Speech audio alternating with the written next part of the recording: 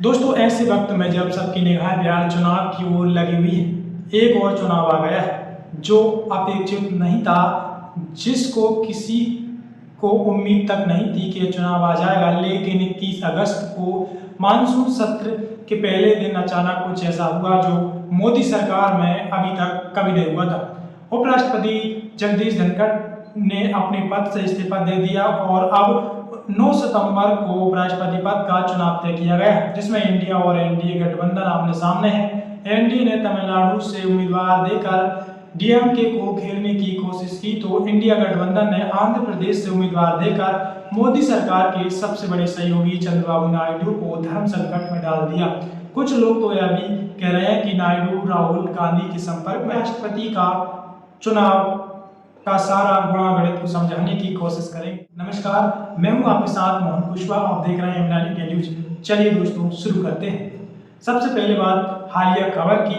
विपक्षी दलों ने गठबंधन ने उपराष्ट्रपति चुनाव के लिए अपने उम्मीदवार के नाम का ऐलान कर दिया है। सुप्रीम कोर्ट के पूर्व जज बी सुदर्शन रेड्डी को विपक्षी दलों ने अपना उम्मीदवार बनाया है। एक प्रेस कॉन्फ्रेंस में कांग्रेस अध्यक्ष मल्लिकार्जुन खड़गे ने रेड्डी के नाम का ऐलान किया। जस्टिस रेड्डी का नाम इंडिया गठबंधन के दलों ने सर्वसम्मति से घोषित किया। विपक्षी दलों ने कहा कि वह संघ से जुड़े व्यक्ति को लेकर आए तो हम सुप्रीम कोर्ट के जज को लेकर आए, जिस पर सभी दल सहमत हैं। डीएमके साउथ इंडिया के कैंडिडेट की मांग कर रही थी, जबकि टीएमसी नॉन पॉलिटिकल फेस की मांग कर रही थी। जस्टिस रेड्डी सभी शर्तों को पूरा करते हैं। सुदर्शन रेड्डी का जन्म 8 जुलाई 1946 को आंध्र प्रदेश के रेड्डी जिले में हुआ था। उन्होंने 1971 में हैदराबाद की उस्मानिया यूनिवर्सिटी से लॉ में ग्रेजुएशन की, फिर आंध्र प्रदेश हाई कोर्ट में प्रैक्टिस शुरू कर दी। 1998 में केंद्र सरकार ने उन्हें एडिशनल स्टैंडिंग काउंसिल नियुक्त किया। 1993 में वो आंध्र प्रदेश हाई कोर्ट के एडिशनल जज बने और 2005 में गुवाहाटी हाई कोर्ट के चीफ जस्टिस बने। 2007 में सुदर्शन रेड्डी सुप्रीम कोर्ट के जज नियुक्त किए गए और 2011 में रिटायर हुए। रिटायरमेंट के बाद साल 2013 में वह गोवा के पहले लोकायुक्त बने, लेकिन करीब 6 महीने में ही उन्होंने निजी कारणों के चलते इस्तीफा दे दिया। हाल ही में तेलंगाना की रेवती रेड्डी सरकार ने सामाजिक, आर्थिक और जातिगत सर्वेक्षण शुरू किया है। इस सर्वे के आंकड़ों का विश्लेषण करने और इसकी सटीकता सुनिश्चित करने के लिए एक एक्सपर्ट कमेटी बनाई गई थी। इस कमेटी के अध्यक्ष भी जस्टिस सुदर्शन रेड्डी थे। अब विपक्षी दलों ने उन पर उपराष्ट्रपति चुनाव के लिए दांव चला है। जस्टिस रेड्डी का मुकाबला एनडीए उम्मीदवार सीपी राधाकृष्णन से।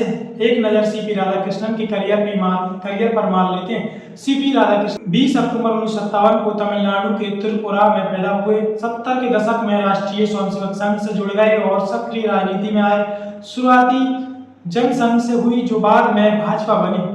1994 में राधाकृष्णन तमिलनाडु बीजेपी के सचिव नियुक्त हुए। 1998 और 99 में कोयम्बटूर लोकसभा से सांसद निर्वाचित हुए। 2004 से 2007 तक तमिलनाडु बीजेपी के अध्यक्ष रहे। उन्होंने अपने 40 साल के राजनीतिक करियर में राधाकृष्णन भाजपा में अलग अलग पदों पर रहे। 2023 में वह झारखंड और 2024 में महाराष्ट्र के राज्यपाल बने। अब भाजपा ने उन्हें उपराष्ट्रपति पद का उम्मीदवार घोषित किया है। जगदीप धनखड़ प्रकरण से सबक लेने के बाद उम्मीद जताई जा रही थी कि भाजपा संघ के किसी खड़े विचारधारा वाले व्यक्ति को ही इस पद पर लेकर आएगी, और ऐसा ही हुआ। ओबीसी समुदाय से राधाकृष्ण तमिलनाडु से आते हैं। यह माना जा रहा है कि उनकी उम्मीदवार आने के बाद दक्षिण भारतीय दलों पर अतिरिक्त दबाव बनाया जा सकता है। लेकिन अब इंडिया गठबंधन ने भी दक्षिण भारत से उम्मीदवार देकर चुनाव को दिलचस्प बना दिया है। यह चुनाव कितना दिलचस्प होने वाला है, उसके लिए हमें समझना होगा उपराष्ट्रपति चुनाव का गुणा गणित और पता करना होगा कि किसके पास कितना समर्थन। और सबसे पहले समझते हैं उपराष्ट्रपति चुनाव आखिर होता कैसे।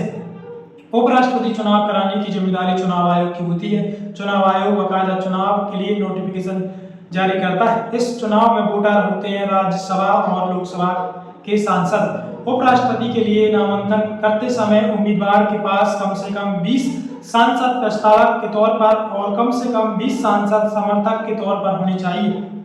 यह चुनाव गुप्त मतदान के जरिए होता है, लेकिन इसकी भी एक प्रक्रिया होती है जिसे सिंगल ट्रांसफरेबल वोटर सिस्टम कहा जाता है।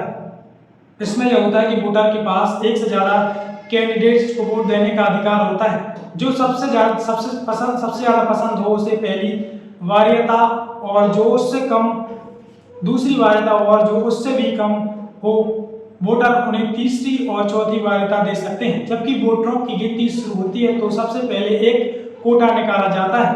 कुल कितने वैलिड वोट पड़े होते हैं उन्हें 2 से भाग किया जाता है और 1 जोड़ दिया जाता है। जैसे अगर कुल 400 वैलिड वोटर्स में है तो कोटा 200 होगा। जिस तरह से बहुमत का आंकड़ा निकाला जाता है उसी तरीके से कोटा भी तय किया जाता है कि जो उम्मीदवार अपने पहली वरीयत वाले वोटों के जरिए पहली बार या में यह आंकड़ा पार कर जाता है तो वो चुनाव जीत जाता है। यानी अगर किसी उम्मीदवार को आधे से ज्यादा पहली वरीयत के वोट मिल जाते हैं तो वह चुनाव जीत जाता है।